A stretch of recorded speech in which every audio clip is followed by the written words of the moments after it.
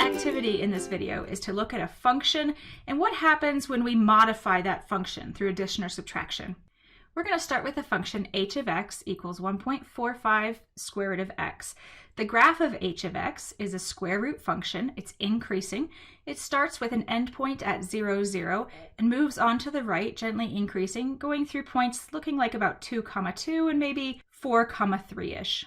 We're going to find the function h sub 2 of x, which is defined as h of x plus 2.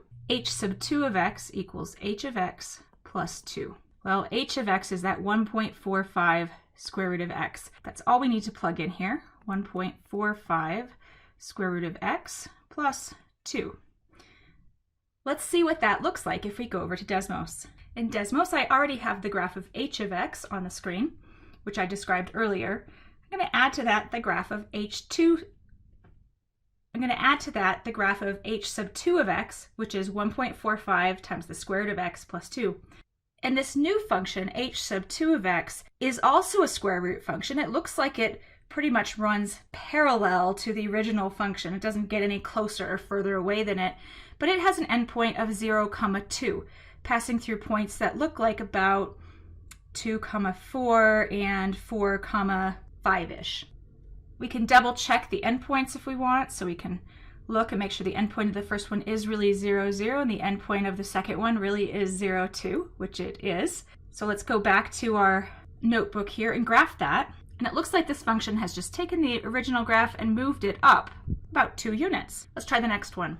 We're looking at the function f of x equals x squared minus 2. The graph of f of x is a parabola. It has a vertex at 0, -2, and it looks like it has x-intercepts at about -1.4 and positive 1.4.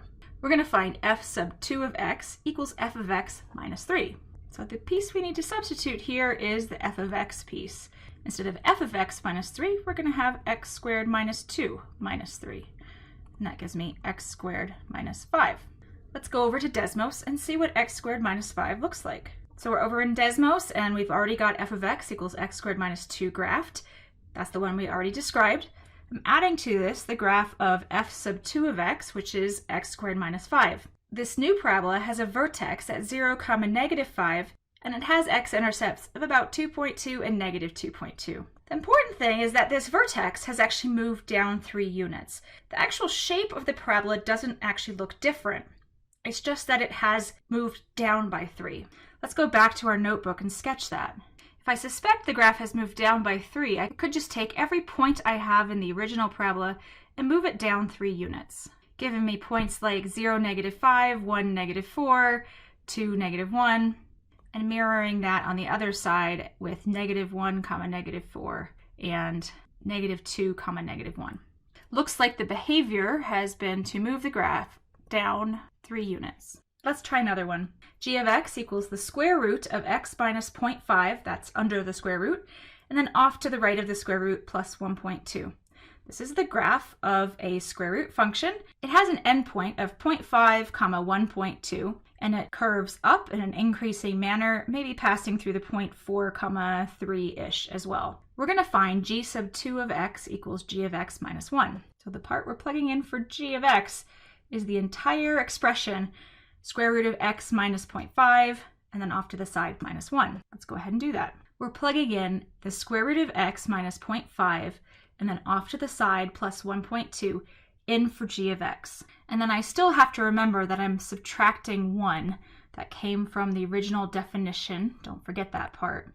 I can combine the plus 1.2 and the minus 1, giving me the square root of x minus 0.5 plus 0.2. Let's take a look at that in Desmos.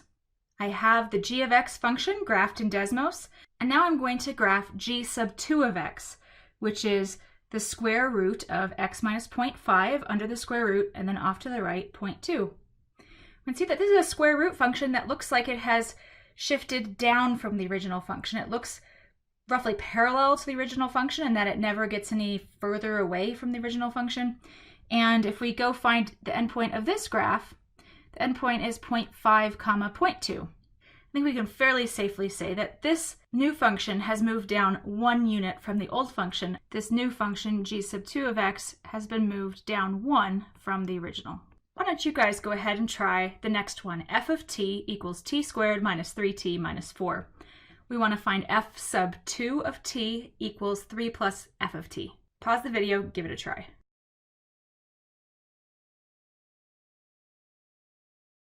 All right, we're back. Let's take a look.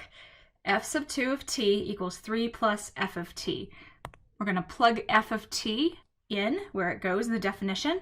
Remember that f of t is t squared minus 3t minus 4. So now we have 3 plus f of t equals 3 plus t squared minus 3t minus 4.